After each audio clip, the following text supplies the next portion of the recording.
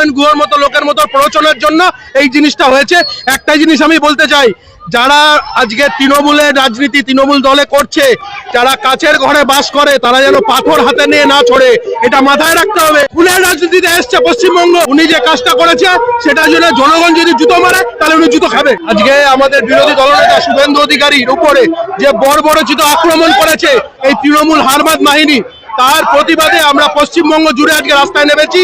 আর এইটা হয়েছে এই রকম লোকের মতো, উদয়ন গুহর মতো লোকের মতো প্ররোচনার জন্য এই জিনিসটা হয়েছে।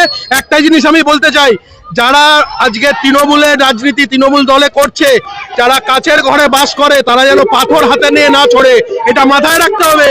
উপর থেকে নিচ অব্দি নেতা, এটা মাথায় রাখতে হবে। আজকে আমরা রাস্তায় নেমেছি, এই আন্দোলন আজকে শুরু হয়েছে, এই আন্দোলন চলবে। অবশ্যই যেইভাবে আক্রমণ করেছে, আজকে যদি তার সাথে সিকিউরিটি না থাকতো, তার বুলেট প্রুফ গাড়ি না থাকতো, তাহলে আজকে তার কি হতো?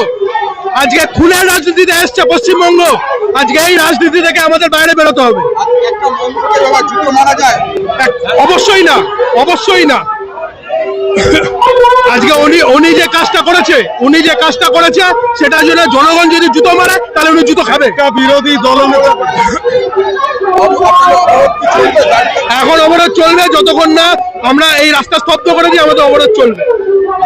একটা বিরোধী দলনেতাকে যদি অনির্বাণ সমাজপতি মন্ডল সভাপতি